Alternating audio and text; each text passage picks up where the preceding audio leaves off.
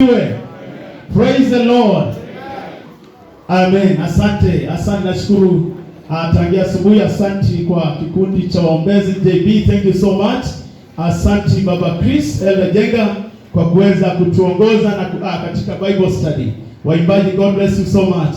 Na kama vile Baba Chris aliweza kutukumbusha na vile ambavyo tumekuwa katika Jumapili zilizopita. Thank you so much Reverend Matthias Pastor Kinywa. Maana kama vile Elder Jenga alisema, tunajifunza ama tuko katika msimu wa kujifunza juu ya Roho Mtakatifu. Reverend Matthias, Mchungaji Kinywa, the last 2 Sundays wamekuwa wakitufunza, wakituongoza katika mafunzo ya Roho Mtakatifu. Na leo pia Bible study Elder Jenga akaweza kutukumbusha juu ya Roho Mtakatifu. And I want us to build from there kwa sababu ya wakati na Baba Elder Jenga ambaye alidumu mahali hapa. I just mix the two languages so that you can also take some praise. But I want to thank God for each one of you. Asanteni sana kwa wote kwa kufika. I believe that God is going to use us even to his own glory as we talk about the Holy Ghost. Turn to me the book of 2 Corinthians. Kitabu cha Wakorintho wa pili sura ya 13. 2 Corinthians chapter number 13 and verse, I just read one verse. Mstari wa mwisho Paulo akiandikia kanisa hili la Wakorintho katika maneno ya mwisho ambayo Paulo aliandika katika barua hii katika Wakorintho wa pili sura ya 13 na mstari wa 14. Maneno tunayajua, but I want to help you today. Every time tunapomalizia ibada tunazungumza maneno ya neema. Verse 14 tunaona tunazungumza the words of grace, and the Bible says in 2 Corinthians chapter number 13 and verse 14, may the grace of the Lord Jesus Christ, because you say this everywhere. Can you read from your version? Hebu tusaidia kusoma mstari wa 14. 1 to go.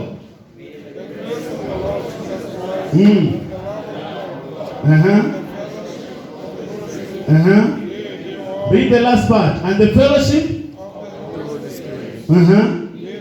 Read it once more time. And the fellowship.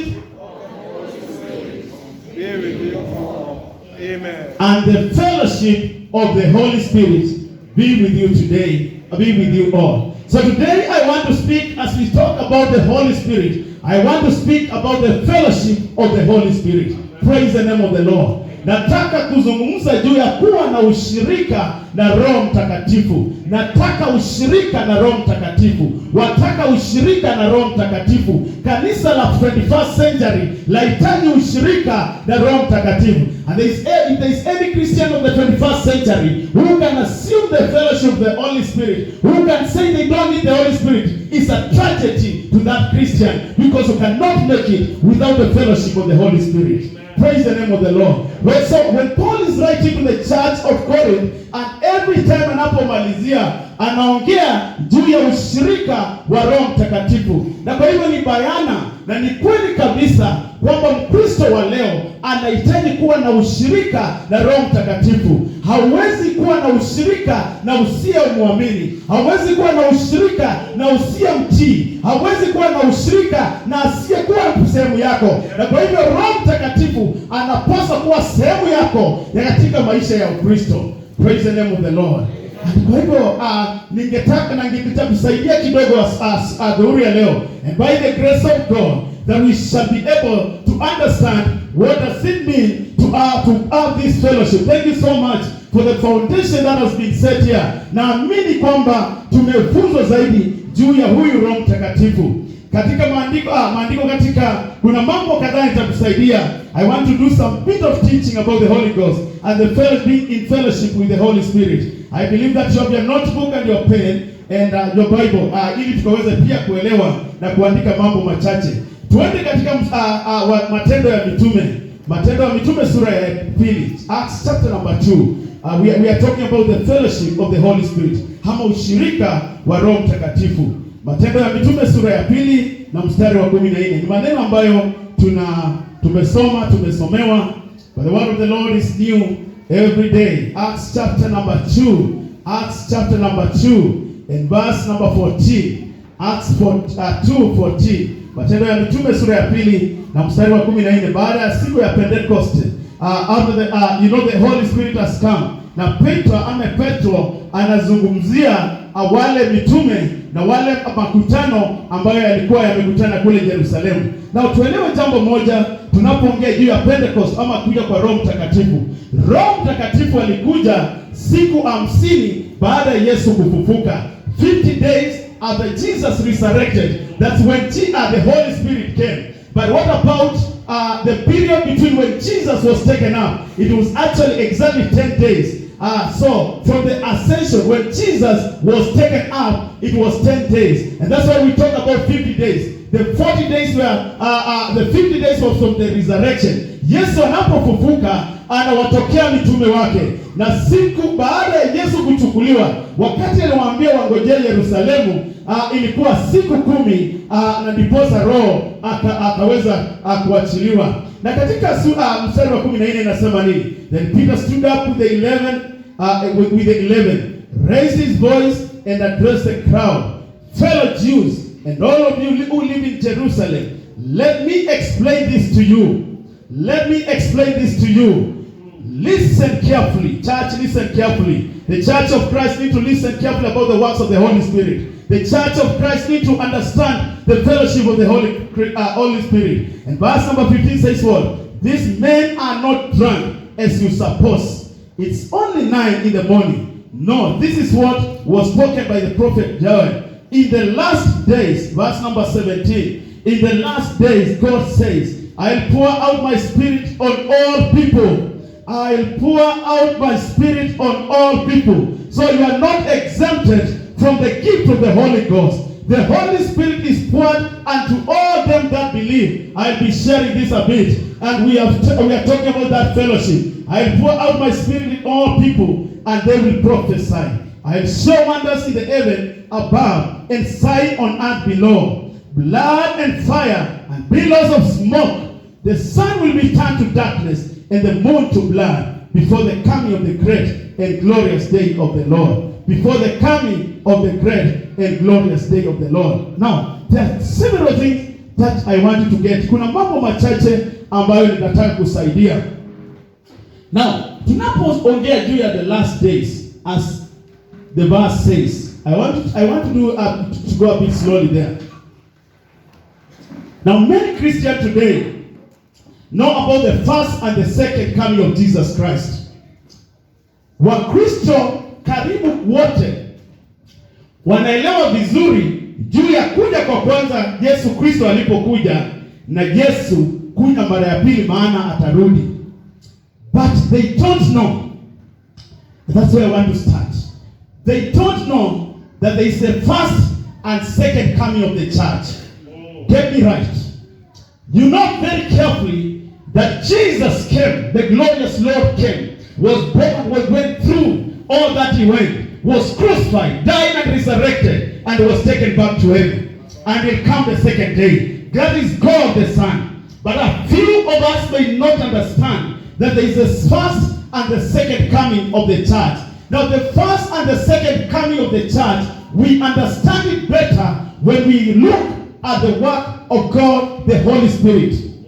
The first and the second coming of Jesus Christ was the work of God the Son. But the work of the first and the second coming of the church is the work of the Holy Ghost. Praise the name of the Lord. Amen. Now, Pastor King told you carefully that the Holy Spirit is part of the Trinity. So as I talk about the first and the second coming of the church, I'm talking about the Holy Ghost. Praise the name of the Lord. Amen. So when we look at the Bible, I like the seconds. Oh, I like the second time.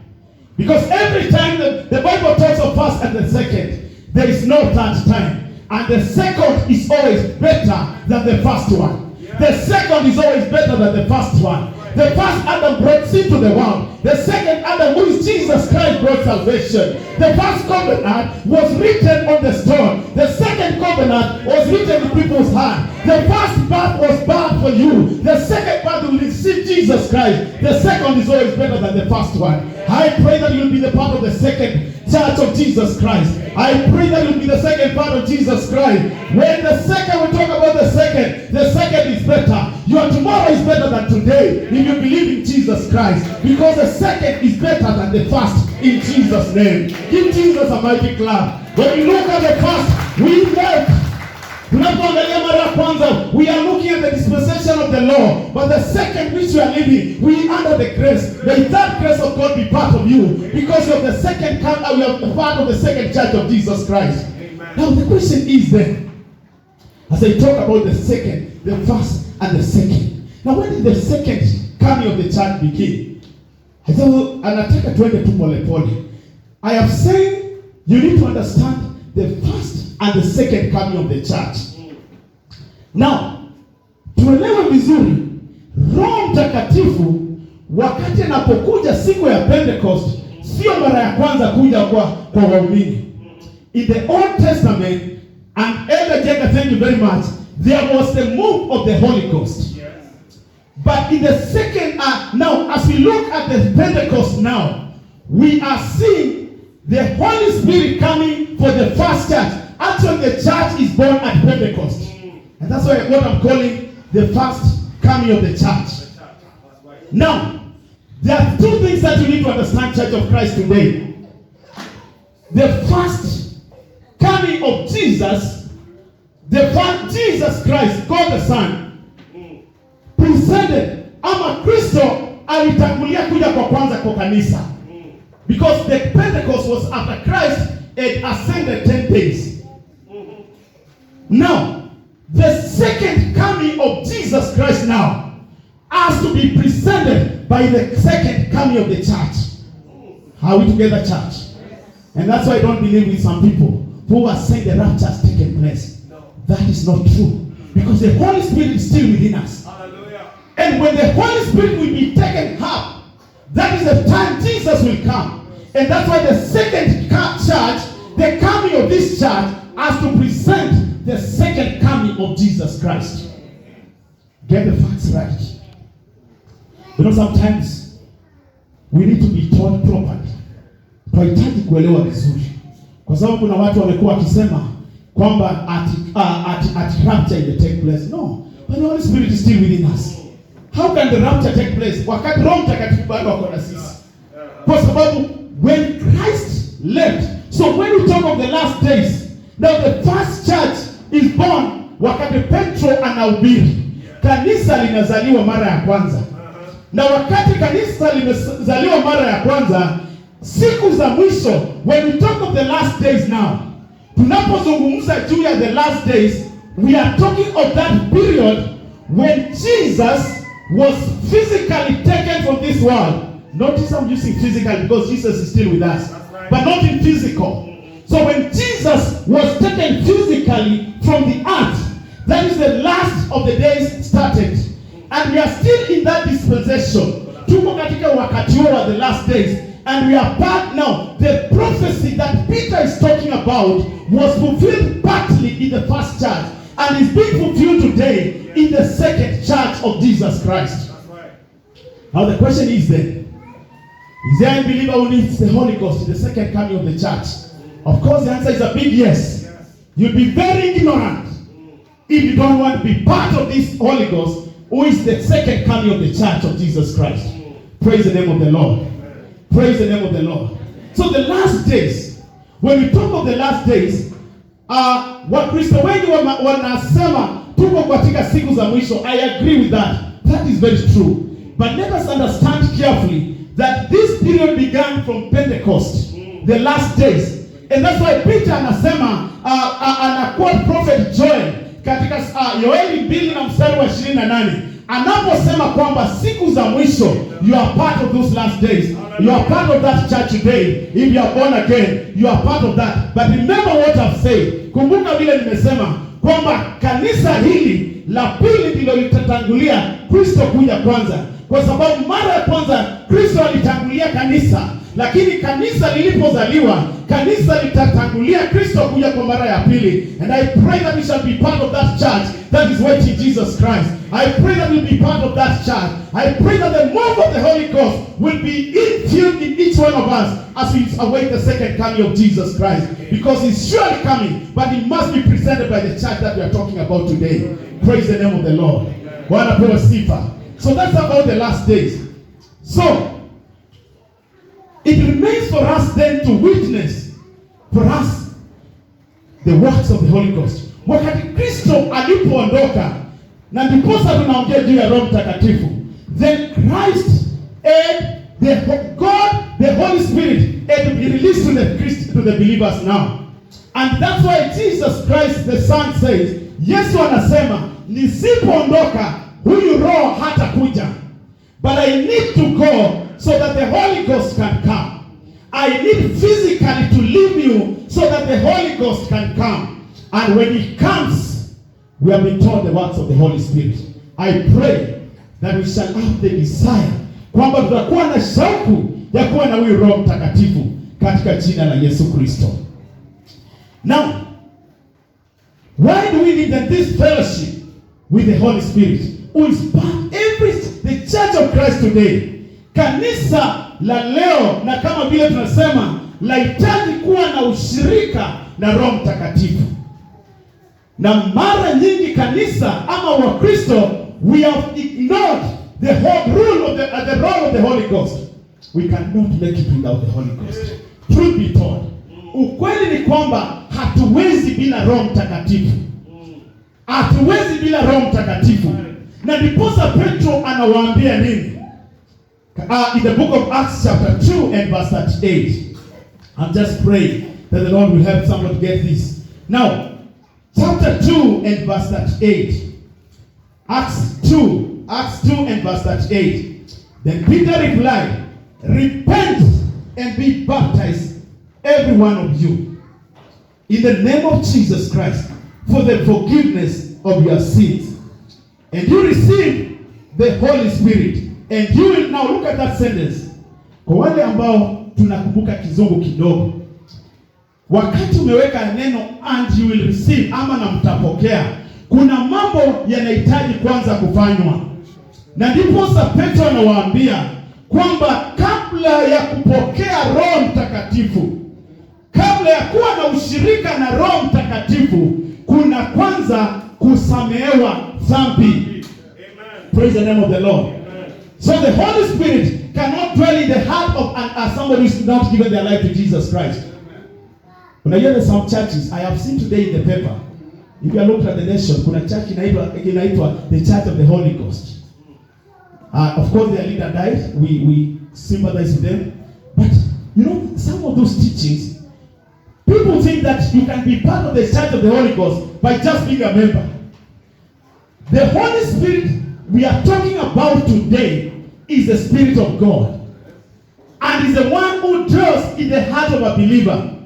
So you must be born again, and that's why Peter is saying, Petro anasema nini kwanza? Repent each one of you. Number one, you must repent. May the Lord forgive you. May the Lord forgive me. Whatever iniquity that I may have, may He remove it so that the Holy Ghost can come. And so that's why when we call people to be filled with the Holy Ghost, the first question we need to ask ourselves, are you born again? Because you must be born again first. Then we can ask the Holy Ghost to fill you. Are we together, church? And that's what Peter is saying. Repent each one of you and be baptized in the name of Jesus Christ for the forgiveness of sins. And then after that, you receive the gift of the Holy Spirit. Mtapokea Roho wakati mtatubu dhambi zenu. And I like what Peter is saying. The promise of the Holy Spirit, thank you Jesus. The promise of Jesus Christ, Peter is telling the church at that time, is for you and your children. The Holy Ghost is not for a specific group of people. It is for all the believers. The second church of Jesus Christ, which you are part of that church. You are partaker and you are candidate of the Holy Ghost. So, as we talk about the fellowship, we need to understand that. And tunapojazwa na Roho Mtakatifu, tunapokuwa na shauku ya kuwa na Roho Mtakatifu, basi tunahitaji kuwa na ushirika na yeye. Now let us understand something here. Tumesema kwamba Roho Mtakatifu uachiliwa ama ujazwa, Wakristo ambao wamejazwa na Roho Mtakatifu ni wale wametubu na kukiri na kuitikia Yesu Kristo kama Mwokozi wao. And that's why wakati Kristo alipopaa mbinguni, aliachia kanisa Roho Mtakatifu, God the Holy Ghost, and to take over the church now. And you see from the book of Acts chapter 2, and all the way, we are actually seeing the acts of the Holy Spirit. Actually, the book is also called the Acts of the Holy Spirit. Because Christ has been physically left, but then the Holy Ghost has been released. Roho Mtakatifu ameachiliwa. Na kwa hivyo Mkristo ambaye amejazwa na Roho Mtakatifu, basi tunahitaji kuangalia maisha yetu. Tunahitaji kuwa na ushirika na Roho Mtakatifu. And we don't need to grieve the Holy Ghost, because the Holy Ghost can depart from me. The Holy Ghost can depart from you. If I go back to the world of sin, if I become an habitual sinner, then the Holy Ghost can leave me. Umesikia makanisa mengine yanasema unapojazwa na Roho Mtakatifu hata ufanye nini hawezi kukuacha. That is a lie. That is a lie. We must guard our salvation jealously if the Holy Ghost has to continue with us. The Church of Christ today, kanisa la Kristo siku ya leo, lahitaji kuwa angalifu, maana Kristo aliachia Roho Mtakatifu kanisa hilo, na tunahitaji kuwa uangalifu na kutembea maisha ya utakatifu ili tukaweze kuwa na ushirika na Roho Mtakatifu. Hakika, if you have a fellowship with somebody, kama wewe kuna ushirika na mtu mwingine, na ni lazima mkubaliane. You don't expect me to kwamba nitakuwa katika dhambi na bado tutakuwa na ushirika na Roho Mtakatifu. Siwezi kurudi katika maisha ya dhambi. You cannot walk in the life of sin na uwe na ushirika na Roho Mtakatifu. I want to ask church today, even as we go through this, how many of you need to have fellowship with the Holy Ghost? Wangapi wangetaka kuwa na ushirika na Roho Mtakatifu? Tell God to help you to have fellowship with the Holy Ghost. Tell the Lord to help you to have fellowship with the Holy Ghost. But there are number, why do we need to have fellowship with the Holy Ghost? John chapter, Elder Jenga read for us. I will not read that again. But I want to read, nataka kusoma Yohana pia sura ya 16. John chapter number 16. John chapter 16 and verse number 5. I'll give you a few things. Nitakupatia mambo machache ambayo yatakusaidia kwa nini tuwe actually ile tumefunzwa. But the Holy Ghost message, we can preach and preach and preach many ways. Tunaweza kuhubiri na kuhubiri na kuhubiri. Na naomba kwamba Mungu atatusaidia. And I thank Elder Jenga pia. I believe that in the next Bible studies, tunahitaji pia kufunzwa kabisa juu ya the gifts of the Holy Ghost, the karama za Roho Mtakatifu, because we can cover them very well in a Bible study. The gifts of the Holy Ghost, we need to cover that in the Bible study and the service, because we also need to be helped. Tunahitaji pia kusaidiwa kujua juu ya gifts and the service. Unajua kuna gifts ambayo tunaita karama na service ama huduma. What are the gifts and the service of the Holy Ghost? I believe that can be taken through a Bible study, a number of them, ili tukaweze kuelewa zaidi. But I just want to talk about the fellowship. Why do we need this fellowship? John chapter 16 and verse number 5. Bwana 16 na mstari wa 5. Now I am going to him who sent me. Yet none of you ask me, where are you going? Because I have said these things, you are filled with grief. But I tell you the truth. It is for your good that I'm going away. Unless I go away, the counselor will not come to you. But if I go, I'll send him to you. And when he comes, he will convict the world of guilt in regard to sin, and the righteousness and judgment in regard to sin, because men do not believe in me. Verse number 10. Yesu anaendelea kuongea. In regard to righteousness,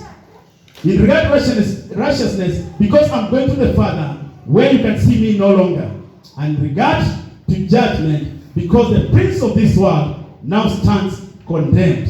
Now Yesu Kristo anaongea na wanafunzi wake, na anawaambia maneno ya mwisho karibu wakati anasulubiwa. Anasema unless I go away, the counselor will not come. Jesus to pave way for the Holy Ghost. Now God the Son, who is Jesus, to give way for the Holy Ghost to come. And that's why he's saying that unless I go away, the counselor will not come. But if he comes, and for sure he came, thank God for Jesus Christ. Give a clap to the Holy Ghost because he came to the church.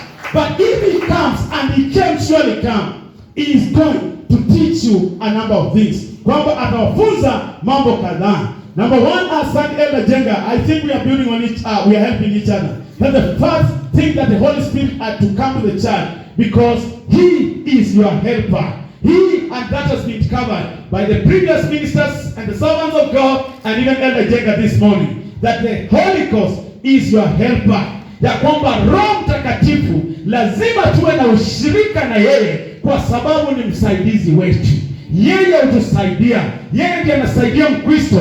Na Yesu Kristo akaelewa kabisa, Wakristo katika kanisa hili, kanisa ambalo linaenda kuzaliwa siku ya Pentecost, lazima kanisa hilo liwe na msaidizi. Naye msaidizi atakuwa Roho Mtakatifu. Oh, I pray that the Holy Ghost will be your helper. Ya kwamba atakuwa msaidizi wakati unapokuwa na udhaifu, wakati unapokuwa chini, wakati unajisikia huwezi kuendelea. Roho Mtakatifu kama atakuwa ndani yako, yeye atakusaidia. He is your helper in Jesus' mighty name. And you know, sometimes we forget that. Hata wakati wa shida, wakati tunapopitia mateso, wakati tunapopitia mambo magumu, tunashindwa kabisa kwamba Roho Mtakatifu, kwa sababu tulikiri Kristo na ni sehemu yetu, yeye roho moja yake ama kuwa na ushirika na yeye atatusaidia. I pray that you remember that the Holy Spirit is your helper in the name of Jesus Christ. Regardless of what you are going through, regardless of what I'm going through, you have a helper, and that is the Holy Ghost. You need to have a fellowship with him. Uwe na ushirika na Roho Mtakatifu, kwa sababu yeye ni msaidizi, kwa sababu atasaidia kanisa, kwa sababu anasaidia Mkristo. So the Holy Ghost is our helper. I don't want to dwell that so much. Elder Jenga ameongea hiyo katika Bible study. Pastor Kinyo pia and Reverend Mothers, from the teaching and the preaching, we understood that one very well. I'm just helping you to understand why you need to have this fellowship. Now, number two, as Jesus talks to the disciples, he tells them that this Holy Ghost, if I go, nikiondoka, naye huyo Roho Mtakatifu akija, atakuwa your comforter.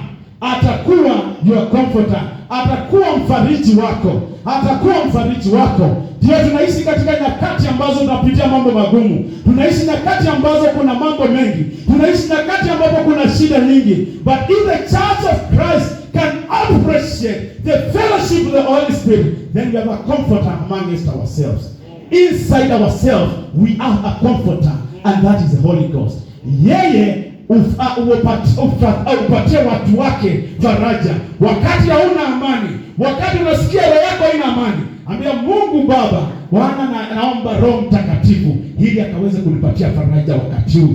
You need a comforter at this given time. You need to be comforted, and the comforter is not Jesus, the Son of God. The comforter is not God. The comforter is Jesus, the Holy Ghost, and that Holy Ghost dwells amongst ourselves and is part of you today, is part of the church today. And so we can thank God kwa sababu tuna Mungu wa kutupatia faraja, and that is the Holy Ghost. And that's what we need to understand, ya kwamba wakati shida, wakati misukosuko inapokuja, Roho Mtakatifu utupatia faraja.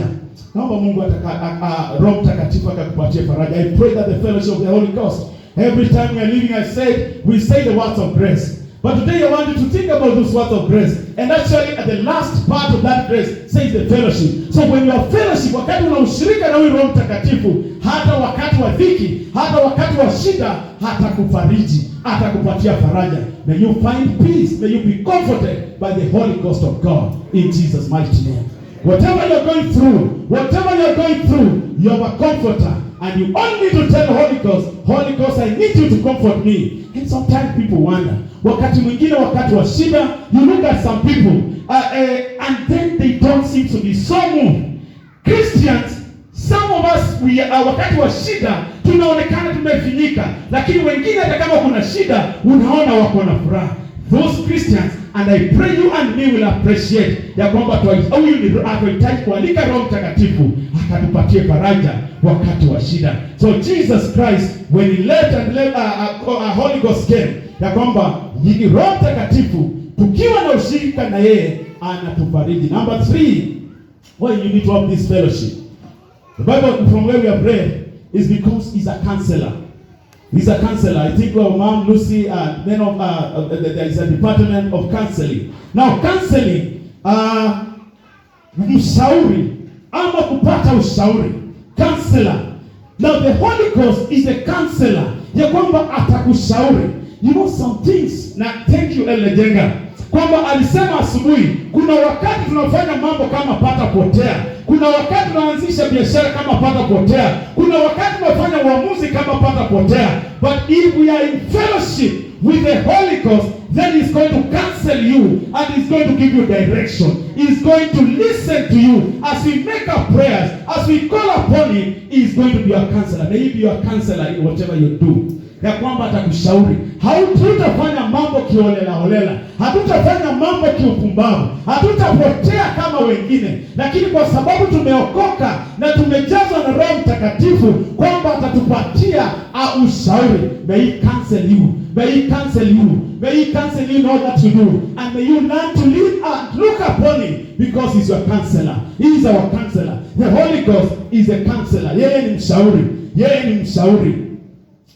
The Holy Spirit is from the... Kwa nini tunahitaji pia kuwa na ushirika na yeye? Because he's also our advocate. Thank God for our senior pastor. He is an advocate. An advocate is somebody who does what? Pleads your case. Somebody who pleads your case. Kwamba Roho Mtakatifu ni kama sio kama kuna jina lingine baadaye wakili. Reverend sio, who is an advocate? We still call them wakili what? Mshauri pia. The Holy Spirit is an advocate. And so, he pleads your case. He pleads my case. So how can he plead my case if I'm not in fellowship with him? Even when someone does a mistake, mtu akifanya makosa na anaenda kutafuta wakili. Mtu anatafuta wakili amjui. Si lazima utafute wakili unamjua. Huwezi ukafunguliwa faili na wakili akujui. Wakili akujua huwezi kwenda kotini kukutetea. Lazima huyo wakili akuelewe na elewe na kesi yako. And that's why the church today needs this advocate who is the Holy Ghost. So why do we need to have fellowship with the Holy Ghost? Because he's your advocate. Somebody will go before the Father. Somebody will go, and the Bible says in Romans 8:26, as Pastor Kino preached last Sunday, the Bible, we don't know how to pray, but the Holy Ghost pleads our case. The Holy Ghost helps us to pray. He intercedes for you and me. Actually, an advocate and intercessor. Praise the name of the Lord. Leo wakati mwingi tumependa sana kuombea. Endeni mtuombee. Mtuombee leo. Lakini kama Mkristo, je, umeshajua pia how many times we tell the Holy Ghost to pray for us and intercede for you? May God remind you that you are an intercessor. Kwamba kuna mwombezi wako ambaye to remember that ushirika wangu na Roho Mtakatifu utanisaidia. Yeye atakuwa pia advocate wangu na atakuwa mwombezi wangu. May he become your intercessor and also your advocate. Ushirika wa Roho Mtakatifu Kristo anahitaji leo kama wewe na mimi, kwa sababu is also the inspiration and the power of the believer's service. Yeye is our inspiration. Yeye ndio anatutia nguvu. Wakati ukiangalia roho za Roho Mtakatifu, na nimesema kwamba Mungu akitusaidia na tukifunza juu ya karama, the gift of the Holy Ghost, tutaelewa zaidi. But it's also inspiration. Sometimes we feel so weak, but we need to be inspired. Tunahitaji kutiwa nguvu. I'm sure some of you have seen another book written, be inspired before you expire. Be inspired before you expire. But I don't want to be inspired by men first. I want to be inspired by the Holy Ghost. I want to be inspired by the Holy Ghost. Because when I'm inspired by the Holy Ghost, then this journey will not be a challenge to me. Yes, Roho Mtakatifu akikutia nguvu, if he inspires you, then you can move and you can face the challenges. So every believer today, kila Mkristo leo anahitaji kuwa na ushirika na Roho Mtakatifu, kwa sababu atakutia nguvu za kuendelea. And even as we talk about the fellowship with the Holy Spirit, tunapoongea juu ya ushirika wa Roho Mtakatifu, he also leads us into a life of victory over sin and self. I want to read this one just as we come to conclusion. Wagalatia 5 na mstari wa 16. Galatians chapter 5 and verse number 16. Galatians chapter 5 and verse number 16. Wagalatia 5 na mstari wa 16. Nafikiri tunapenda sana kusoma 22 kwa sababu kuna tunda la Roho Mtakatifu. But before that, kwa nini tunahitaji ushirika huu? Verse number 16, Wagalatia 5 na mstari wa 16. So I say, live by the Spirit and not you. Let me read again. So I say, live by the Spirit, and you will not gratify the desires of the sinful nature. For the sinful nature desires what is contrary to the Spirit, and the Spirit what is contrary to the sinful nature. They are in conflict with each other. So you do not do what you want. Now, sometimes kwa sababu ya Ukristo kukosa ushirika na Roho Mtakatifu, nimesema kwamba yeye ushirika wetu na Roho Mtakatifu utusaidia kuishi maisha ya kushinda dhambi.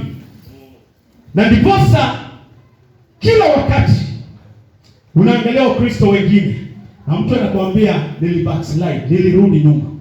Unamwambia mtu ana backslide kwa sababu huyo Mkristo hajawahi kuelewa vizuri kwamba kushinda dhambi wahitaji kujazwa na Roho Mtakatifu. You need to be filled by the Spirit of God. Na ndiposa Paulo akiandikia Wagalatia, actually in the previous chapter, anauliza nani aliwaroga? Who bewitched you? Who bewitched you? Because every time part of the Christian, they were giving the habitual sinners, wanaombewa, kanisa inaanzishwa, Wakristo wanasimama, wanarudi nyuma. Lakini anamalizia kuambia nini? Kwamba tembeeni katika Roho wa Mungu na mtatimiza mahitaji ama the lust of the flesh. We said clearly that the sinful nature and the godly nature cannot be together. Lazima your body desire must die. The Holy Ghost will take over. And if it takes over, then we can be able to defeat the sin, the sinful nature. And that's why anasema, you will not be in conflict with each other. And then verse 19, anapeana the sinful nature. And then verse 22, the fruit of the Holy Spirit. So, tunahitaji kuwa na ushirika na huyu Roho Mtakatifu, kwa sababu yeye atatusaidia kushinda dhambi. And as we talk about that, some 3 things point I want you to capture. Number 1, so we should always walk in fellowship with him. Kila wakati we should always walk in fellowship. Kila wakati tunahitaji kutembea na kuwa na ushirika na Roho Mtakatifu. Wagalatia 5:16, wahitaji ushirika huo kila wakati, sio mara kwa mara. And that's why Elder Jenga said kwamba Roho Mtakatifu tunamhitaji kila wakati. Tunamhitaji kila wakati. Sometimes I don't know whether we think that tukiwa kanisani ndio tunahitaji Roho Mtakatifu. Asante Elder Jenga. But in the place of work you need the Holy Ghost. Amen. Katika biashara you need the Holy Ghost. In your family you need the Holy Ghost. Among your children you need the Holy Ghost. So Holy Ghost tunahitaji kuwa na ushirika na yeye kila wakati. Si hata uimbaji kuna wimbo ulitokea nataka ushirika na wewe hewe Roho. Nataka ushirika na wewe. That ushirika upasi kuwa kanisani tu, wahitaji wa kila wakati. Number 2, as we look at this fellowship, we should submit to his leading. Proposa kujiachilia na kuongozwa na yeye. We submit ourselves to the leading and the guidance of the Holy Spirit. Kila wakati Mkristo wahitaji kumwambia Roho Mtakatifu akuongoze katika kila jambo. Nahitaji kuongozwa na Roho Mtakatifu. And number 3, we need to exercise discipline in this Holy Ghost in our lives. We need to have discipline. Wajua maisha pia ya Mkristo yapaswa kuwa maisha ya nidhamu. Discipline. So the Holy Ghost is also a disciplinarian. You know, sometimes we live as Christians and it's like we say it's what time, yes, dispensation of grace. That's okay. But there's discipline that a Christian should have. Kuna nidhamu ambayo Mkristo anapaswa kuwa nayo. Na hiyo nidhamu haitaletwa na mchungaji mkuu. Hiyo nidhamu haitaletwa na wachungaji. Hiyo nidhamu tu utakuwa nayo kama Kristo kama utajiachilia kuongozwa na Roho Mtakatifu. Amen. Kwa sababu Roho Mtakatifu ndiye atakuwa na wewe kila wakati. He is going to lead you. So even the lives that we live, for us to be disciplined, we need the Holy Ghost. So very quickly, I'm just saying tunahitaji ushirika huu kwa sababu Roho Mtakatifu ni msaidizi wetu. Namba 2 tukasema yeye ni mshauri, is our comforter. Yeye utupatia faraja, utufariji. Namba 3 nikasema yeye yeye ni mshauri, is our counselor. The Holy Spirit is also our advocate and also our intercessor. Tukasema kwamba is also the inspiration and the power of the believers. He also leads us in the lives of victory. Na kwa hiyo Mkristo siku ya leo, Mungu mwenyewe, Mungu Baba, I don't want you to miss what vile mchungaji kinywa 2 Sundays ametufunza kwamba huyu Roho Mtakatifu ni sehemu moja ama is part of the Trinity. So Mungu mwenyewe, the God the Father, is waiting for every believer to have the desire and that zeal to be filled with Holy Ghost. And I want to read to you even as we come to a prayer point. Tunapokuja kuomba. Nimekusomea Acts. I want you to look at the verse again, that verse again. Tumesema kwamba Roho Mtakatifu kuwa na ushirika na yeye na kujazwa na yeye sio chaguo la wengine ama wengine, ni kila Mkristo, lakini tukasema lazima kila Mkristo amekubali na amezaliwa mara ya pili. Peter replied in verse number 38. I want to read again. Even as we come to prayers, come to the prayer. Peter replied, repent and be baptized each one of you in the name of Jesus Christ for the forgiveness of your sin. So the first thing that we should do, jambo la kwanza ambalo tunahitaji kuwa nalo hata kabla ya kuwa na azimio la kujazwa na Roho Mtakatifu ni kuwa na kuchunguza maisha yetu. Let's look at our lives and the life that we are living. Maisha yetu tunafuata njia gani? Tunahitaji kuangalia, and then from there we can pray. We can ask the Holy Spirit to fill us. Repent each one of you and for the forgiveness of your sin. For this promise is for you and your children. The second church of Jesus Christ, which is presenting the coming of Jesus Christ, God the Son, they need the Holy Ghost. Tunahitaji kujazwa na Roho Mtakatifu. And I thank God for the prayers that we did last time, because a number of us were praying, and we need to be filled day by day. Kila wakati tunamwambia Roho, tunahitaji kujazwa na wewe. Roho Mtakatifu, tunahitaji kuongozwa na wewe. Roho Mtakatifu, tunahitaji ushauri wako. Roho Mtakatifu, tunahitaji ushindi wako, kwa sababu kupitia wewe tutaweza kushinda dhambi. And I pray today, and even as we continue with the series of the Holy Ghost, that will be your desire, ya kwamba hiyo itakuwa shauku langu na shauku lako, kwamba utahitaji huyu Roho Mtakatifu. Now, how do we receive the Holy Ghost? Tunapokea Roho Mtakatifu namna gani? We have been prayed for. That is simple. It's not a rocket science. Nimesema jambo la kwanza ni kufikiri kwamba wewe ni mwenye dhambi na wamwambie Mungu akusamehe. God the Son has to forgive you. Then the Holy Ghost will come with you. And number 2, by faith, kupitia imani, by faith. We just need to thank God for the Holy Ghost. So we just go before the Lord. Tunaenda mbele za Bwana na kumwambia Bwana, endelea kutujaza na Roho Mtakatifu. Bwana, tunahitaji Roho Mtakatifu. Those of us who were prayed for last Sunday, I believe that in the course of the week umekuwa na wakati na kuwa na wakati wa kuomba. You need, as Reverend Matthew said, tunahitaji kuenda katika chumba chetu, in the closet, and continue praying and asking the Lord. And that's the time we desire this fellowship. So each one of us, kila mmoja wetu hahitaji kuwa na ushirika na Roho Mtakatifu. And we are just going to pray as I end that sermon. Tutaenda kuomba pamoja. And I want us to just go before the Lord as we look at our lives. Tunapoangalia maisha yetu, Kila mmoja wetu tumesema kwamba kanisa la Kristo lahitaji Roho Mtakatifu. So it's not a few of us. Each one of us. When the church will be filled by the Holy Ghost, as Peter preached in the day of Pentecost, the birth of the first church, you can see what followed. Miracles followed. Miujiza ikafuata. But have you ever seen people say, kwa sababu ya kutojua kwetu, unaambiwa utume pesa kwa sababu unahitaji muujiza? How can you see miracle when you don't have the Holy Ghost? That is deception. That is may the Lord help us to know the truth. John 8:32, Yesu anawaambia wanafunzi wake, nani mtajua ule ukweli na ukweli utawaweka huru. Kwa hivyo kanisa la leo kupata miujiza, breakthrough zetu ni kama tutakuwa tumejazwa na Roho Mtakatifu. Roho Mtakatifu, ishara na miujiza zitafuata if we live the life of the Holy Ghost, not by sending some money to some people. I'm not against that. But you cannot buy a miracle. Look at the story of Ananias and Sapphira. When they liked the Holy Ghost, wakati walidanganya Roho Mtakatifu.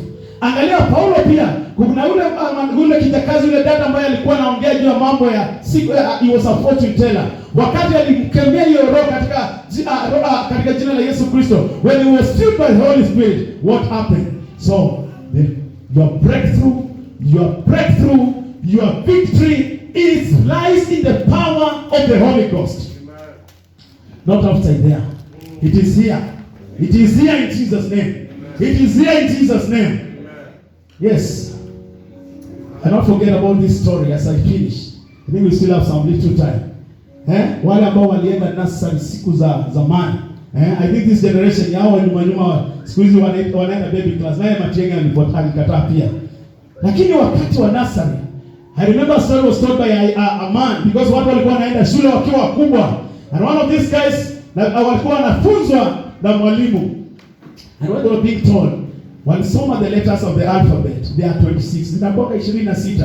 A, B, C mpaka Z. This generation call it Z. And hata wale tunafunza sometimes we are corrected. Teacher is not like that. It's supposed to be this. Pastor Kinyo knows what Joel does to him. Now, akaambiwa letter M linaandikwa hivi. Na mwalimu akaandika letter M vizuri kwa zile blackboard. Unajua zilikuwa zinaweka zile black. Today we have the smartboard, the whiteboard. Watoto wa siku hizi wameendelea sana.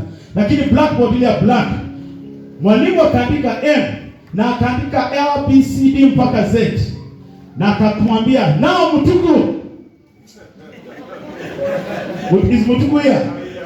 Mutuku kama no iponya letter M hiva.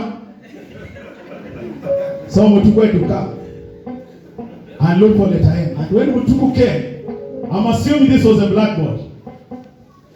Mutuku akakuja akatafuta M, na unajua unapokaribia blackboard inaanza kuwa kubwa na inakuwa black, si ndio?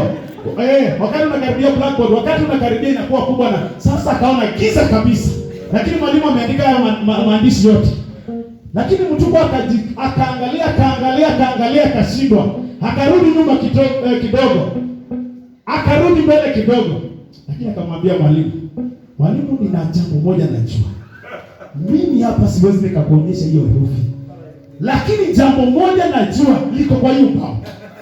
Hiyo imeleta liko kwa hiyo bao. I may not know what you are going through church today, but I know the solution is in this house of God. The solution is in this house of God. The solution is in this house of God. Stand up on your feet in Jesus' name.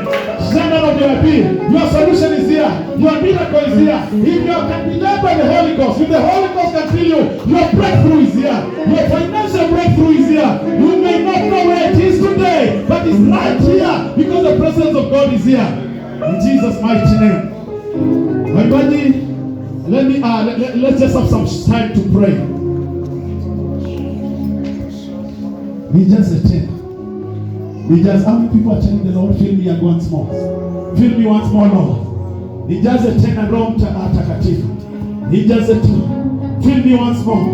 He just attend. Was released to the church. And who is part of the church? We want to thank you because when God the Son physically left this world, you released the Holy Ghost. You commanded your disciples to turn in Jerusalem until God the Holy Spirit, who must be the core of every church, who must be the core of every believer, who must be a part of the 21st century church, be filled to them. We thank you for the gift of the Holy Ghost. We thank you for the gift of the Holy Ghost. We thank you because Jesus, you came the first time and you presented the church. The church was born at Pentecost. But as you come again, we thank you because the church which is filled with the Holy Ghost will present your second coming. Father, we pray that we shall be part of this great church, oh God, by the infilling of the Holy Ghost, kupitia kujazwa na Roho Mtakatifu. Tunakushukuru hapa kwa sababu tukiwa na ushirika na Roho Mtakatifu, yeye atakuwa msaidizi wetu. I pray that you shall go to help your church and its members today. Anyone who feels weak today, I pray that by the power of the Holy Ghost, they shall find help in Jesus' name. Some are weak, oh Lord. Some are down, oh Lord. Naomba Bwana ukawatie nguvu. Wale wadhaifu, Bwana ukawapatie nguvu kupitia Roho Mtakatifu. Bwana, wengine wetu mioyo yetu iko na huzuni. Naomba katika jina la Yesu Kristo, kupitia Roho Mtakatifu, wewe utawapatia faraja. I pray that you will comfort your church and your people. Them that are going through hard times and challenging times. Could be some are sick, I pray that you heal them, oh God. The Bible says when the Spirit of God was upon Jesus, He proclaimed freedom for the prisoners. Father, I declare them that are in prison today, you shall release them, oh God. Some are in the prison of drunkenness. Some are in the prison of death. Kuna wengine wako katika korokoro za madeni. Some are in the prison of lack of joy. I pray that you shall set them free. I pray that you shall set them free by the power of the Holy Ghost. Some are in the prison of lack of joy. And I pray in Jesus' name, the Lord shall set them free. Father, every captive, waliotesetwa na mwovu shetani, Bwana naachilia Roho Mtakatifu akawafungue katika jina la Yesu Kristo. Waliosetwa na yule mwovu shetani, Bwana ukawaachie na ukawafungue kupitia Roho Mtakatifu. Naomba kwamba utatushauri, Mungu wa ajabu. Many of the times we don't know what to do. Many of the times in our daily work we don't know what to do. But through you, the Holy Ghost, who is a counselor, I pray that shall give us counseling, oh God. I pray that shall counsel the believers, oh God. I pray that shall counsel your church, oh Lord. And that which you do, oh God, that, oh God, you shall send it to your glory. Thank you because of the power of the Holy Ghost. When we have a fellowship with you, Father, you shall give us victory. I speak victory for each one of us. I speak victory in the name of Jesus Christ. Bwana, tunatangaza ushindi kwa kila mmoja wetu. Ushindi dhidi ya maisha ya dhambi. Ushindi katika mambo tufanyayo. I pray that your people and your church shall be victorious. Lord, we give you glory and give you praise. Lord, we give you honor today. Anybody who came to this service who is sick, I pray that shall heal them by the power of the Holy Ghost. I pray for healing, oh God. I pray for healing, oh God. In the name of Jesus Christ. Physical healing, oh God. Spiritual healing, oh God. Emotional healing, oh God. Father, we declare healing upon your people. Those who can when they are down by the power of the Holy Ghost, I pray that shall lift them, oh God. In the name of Jesus Christ. Let them walk in your joy and goodness because of the power of the Holy Ghost. Father, I pray that you shall lead your people. And the coming week, oh God, I pray in the name of Jesus Christ, filled by the Holy Ghost, that your people shall find peace and joy, that your people shall find success and victory, that your people shall not stagnate. But oh God, in the name of Jesus Christ, and through the power of the Holy Ghost, that your people shall be victorious. Father, we give you glory and give you praise. We give you honor. Baba, tukuinua na tukushukuru, maana sifa zote ni zako. I pray in the name of Jesus Christ, the Lord, you shall help us to have fellowship with you.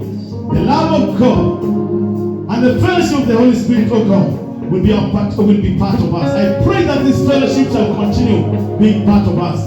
May your people aspire to have a fellowship with the Holy Ghost, even as a church will continue teaching us about the Holy Ghost and the manifestation of His gifts. We give you glory and give you praise. In Jesus' mighty name we pray. Come on, let's appreciate Jesus. We love Jesus.